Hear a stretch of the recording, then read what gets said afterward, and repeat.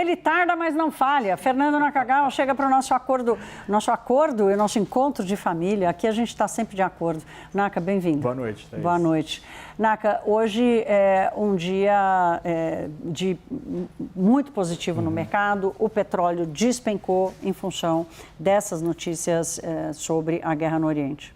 Foi um dia muito positivo, porque pela primeira vez em vários dias, talvez em várias semanas, ficou uma sensação de que a guerra pode estar se encaminhando para uma solução que talvez não seja aquela vocalizada por Donald Trump nem pelas autoridades iranianas.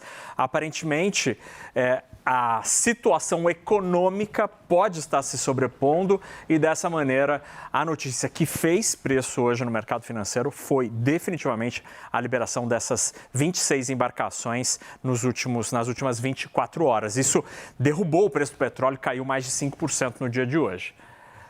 Mas a gente tem. Pronto, eu ia te perguntar. Olha só, no começo deste ano, a gente estava vendo, passou de 62 bilhões de reais o volume de investimentos estrangeiros na Bolsa Brasileira.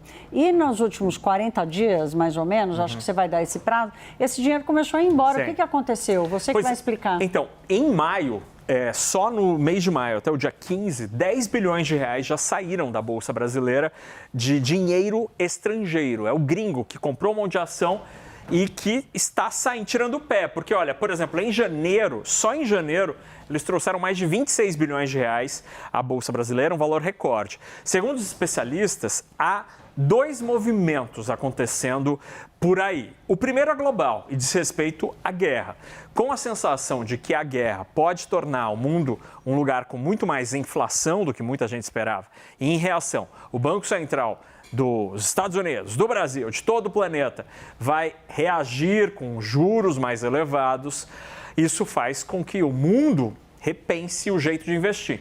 E aí você tem um momento com muito menos espaço para a Bolsa de Valores. E por isso estariam tirando dinheiro de bolsas como a brasileira, onde seria mais arriscado. Mas também tem um segundo ingrediente, que é o quadro brasileiro, que tem mais inflação? Tem mais juro? Tem também, mas tem política. Então o trade eleitoral começa a fazer algum preço aí nessa história, e aí você tem nos últimos dias o que aconteceu com Flávio Bolsonaro e Daniel Vorcaro. Isso também ajuda a explicar uma parte dessa história, ainda que esse dado seja até o dia 15, ou seja, não pegou tudo da reação do investidor.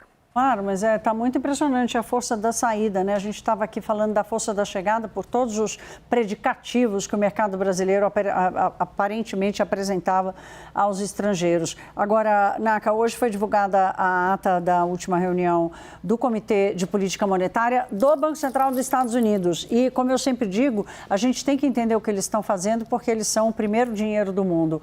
Qual a sinalização deles para inflação e juros e economia americana? Estão preocupados, como todo o mercado financeiro, com a inflação e acham que sim, é preciso discutir a hipótese ainda minoritária de aumento de juros.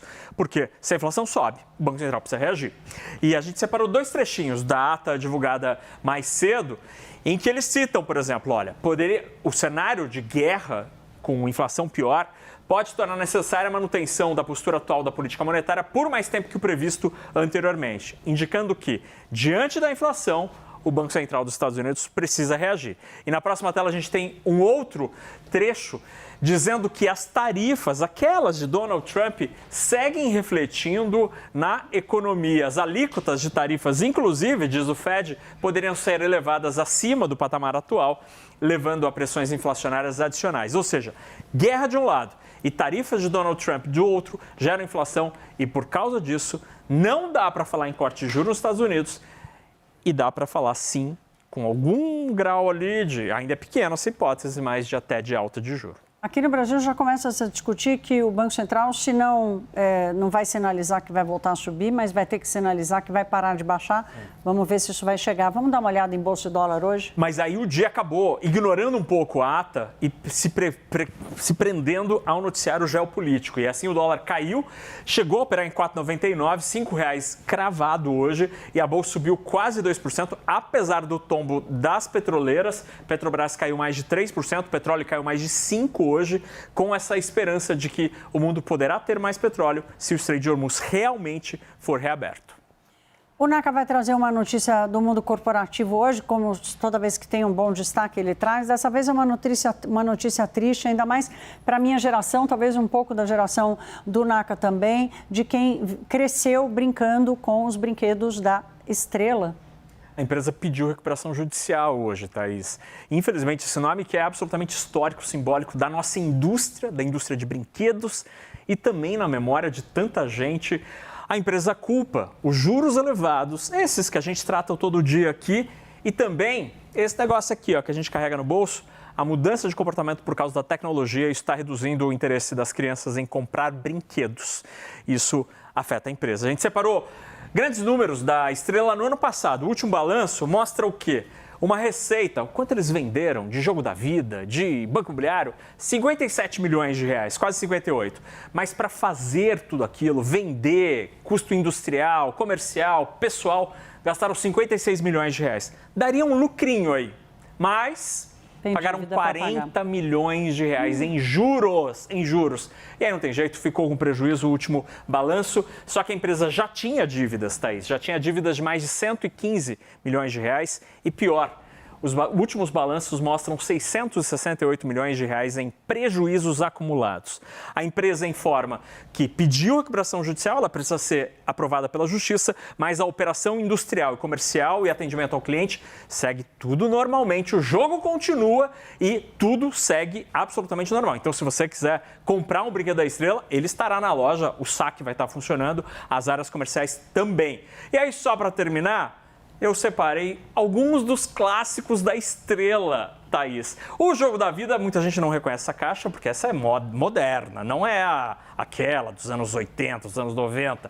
Adorava o Jogo da Vida, mas eu gostava mais desse daqui. Do Banco Imobiliário. Os Gênios, né, que foi uma revolução. Sim, o primeiro brinquedo eletrônico, né, que fazia um jogo da memória com luzes e som. O Autorama, Ferrorama, tem a Fofolete, tem a boneca Suzy, a grande arquirrival da Barbie.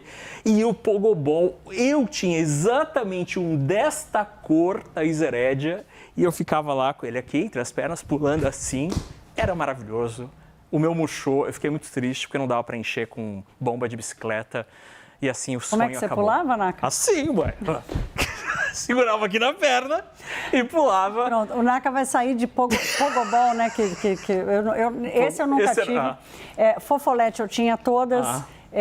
Eu nunca tive uma Barbie, acho que Suzy também não me lembro, mas Banco Imobiliário, o Rafa Serra, nosso editor-chefe, lembrou hoje do banquinho de motorista que tinha o volantinho, com marcha, com tudo. Nossa, isso é muito gente, todo mundo vai ter uma memória. Isso aqui é muito anos 80, né? Suzy, Banco Imobiliário, Comandos em Ação, por exemplo. Exato, então... é muito anos 80. Que eles consigam se recuperar, quem sabe, mas infelizmente essa coisa da tela acaba pesando mais. Naka, obrigada. Vai indo embora de Pogobol. Vou de Pogobol.